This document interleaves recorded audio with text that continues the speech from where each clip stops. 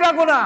কবিরা গুনার সঙ্গে যখন কোনো বিজ্ঞানী যুক্ত হবে, কোনো সচিব যুক্ত হবে, মন্ত্রী যুক্ত হবে, প্রধানমন্ত্রী, প্রধান উপদেষ্টা যখন এই গুনাহের কাজের সঙ্গে যুক্ত হবে, তখন একটা কবিরা গুনাহ করার কারণে, একটা কবিরা গুনাহ, মনে করুন আপনি জাগ্রত আছেন, তারপরও ফজরের নামাজের আজান শুনলেন, 3-4টা মসজিদে আজান হলো, কিন্তু আপনি উইদিন দি টাইম, সময়ের মধ্যে উঠে নামাজটা পড়তে পারলেন না, এই সূর্য উদিত হওয়ার পরে আপনি পড়লেন, তাহলে এই যে আপনার রুহের শক্তির যে ঘাটতি হলো, গাফিলাতি হলো, এইটা পুষাইয়া নেওয়ার জন্য আপনার কমের পক্ষে 40 দিন আবার সহিভাবে আমল করলে ওই একটা ফরজ পরিত্যাগের, পিছাইয়া দেওয়ার যে তিরস্কার এবং শাস্তি, সেইটা পূরণ হতে 40 দিনের ইবাদত লাগে।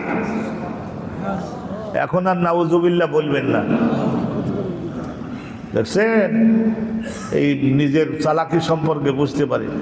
নাউজুবিল্লাহ ধরে বলুন, নাউজুবিল্লাহ, যাতে আমরা এইরকম নাম না করি। আলহামদুলিল্লাহ, আল্লাহ পাক রব্বুল আলামিন রহমত করুন।